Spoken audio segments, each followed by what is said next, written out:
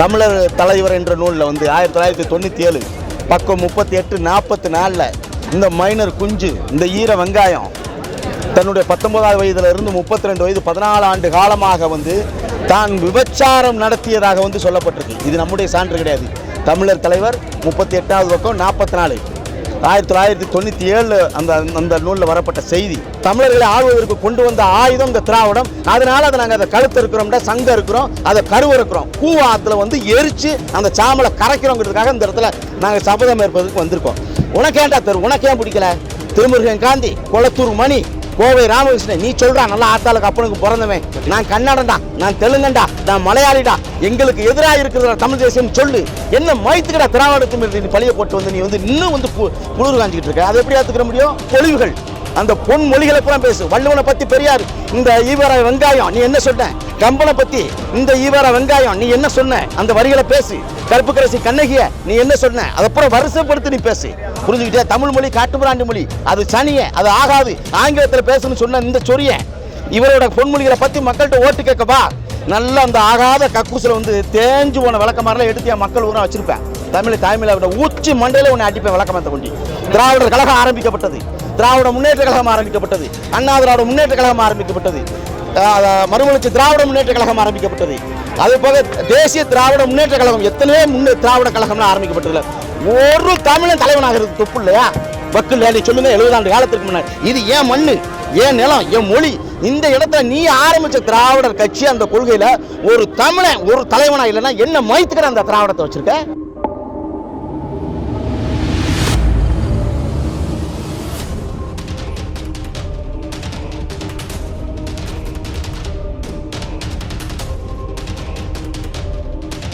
பெரியாரை பற்றி பெரியாரை போற்றுவோம்னு இந்த கூட்டம் நடைபெறுது. அண்ணனோட பேச்சு எப்படி இருக்கு? எதை நோக்கி இருக்கு? இல்லை, அப்போ அதாவது பெரியார் என்றாலே வந்து அது ராமசாமி நாய்க்கிறதேன். அந்த ஈர வெங்காயத்தை வந்து பெரிய இந்த மண்ணுக்கான ஒரு பெரிய தத்துவவாதி மாதிரியும் பெரிய கோட்பாடுகளை கொண்டெடுத்து இந்த மண்ணை மீட்க வந்த பெரிய போராளி மாதிரி இங்கே கட்டமைக்கப்பட்டிருக்கு. அது வந்து இன்று தாய்ப்புலி அண்ணன் செந்தமிழன் சீமான் அவர்களால் வந்து அடித்து உடைக்கப்பட்டது. பெரியார் என்பது 1000 பெரியார்கள் எங்கள் மண்ணில் இருக்கிறார்கள். அதுபோல் வந்து இவரெல்லாம் வந்து ஒட்டுமொத்தமாக தமிழ் சமூகத்தினுடைய எதிரி மட்டுமல்ல, துரோகி என்பதை வந்து இன்றைக்கி தோலுரித்து வந்து அண்ணன் வந்து காட்டியிருக்கிறாரு. அதெல்லாம் போக பல்லாயிரம் ஆண்டுகளுக்கு முன்பாக உலகத்திலே தொன்மையான இலக்கியம் தொல்காப்பியம். நுண்ணாடு ஏதெனில் தமிழ்நாடு என்று வந்து இளம்பூரனார் வந்து பேசுகிறாரு.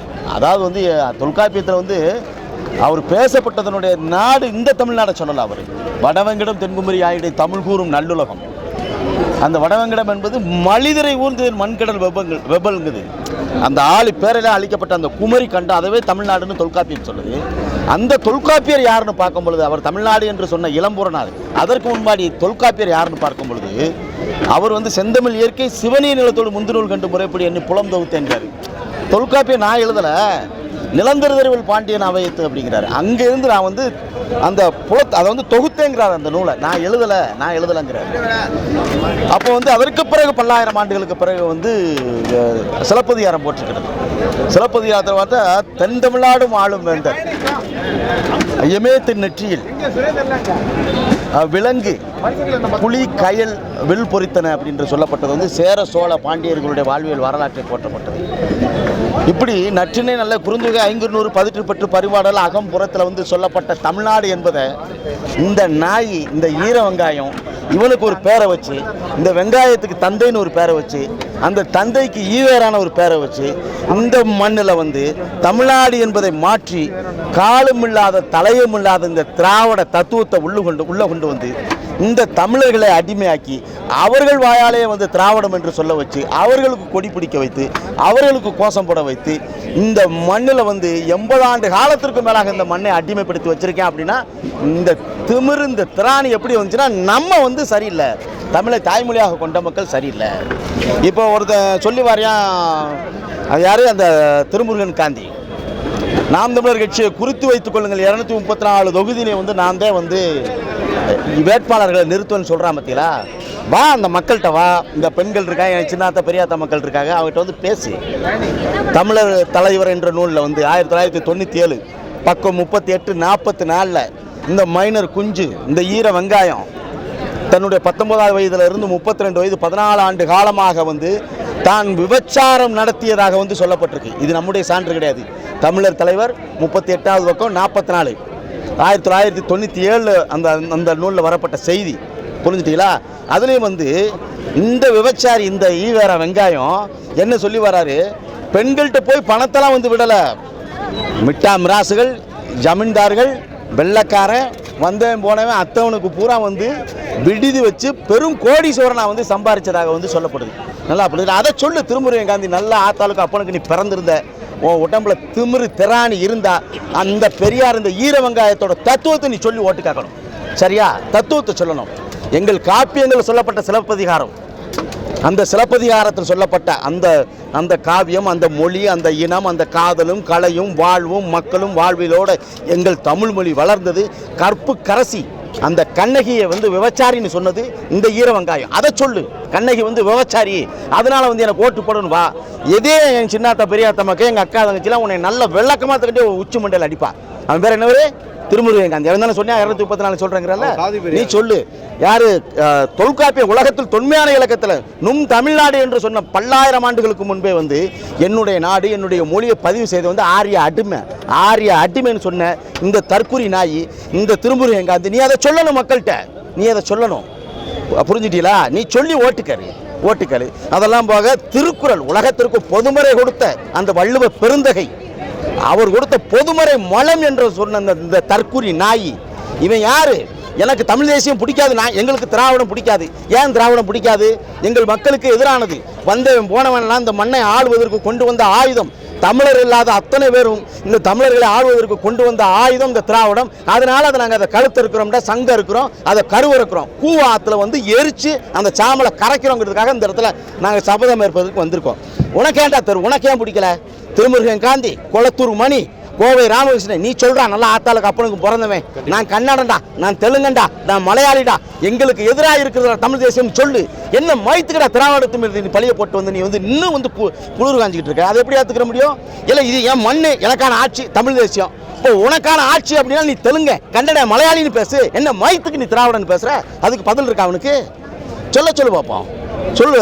அதுக்கு பதில் இருக்கா தம்பி? எதுவும் கிடையாது. இனிமேல் வர்ற காலத்தில் இந்த திருட்டு திராவிடம் இவெல்லாம் வந்து ஒரு காலமாக அது வெல்லாது. இந்த தமிழர்களுடைய கெண்டக்கால் மயத்து கூட பிடுங்க முடியாது. பெரியாருடைய தத்துவத்தை பேசு. அவர் சொன்ன சொற்பொழிவுகள், அந்த பொன் மொழிகளை பூரா பேசு. வள்ளுவனை பத்தி பெரியார் இந்த ஈவர வெங்காயம் நீ என்ன சொன்ன?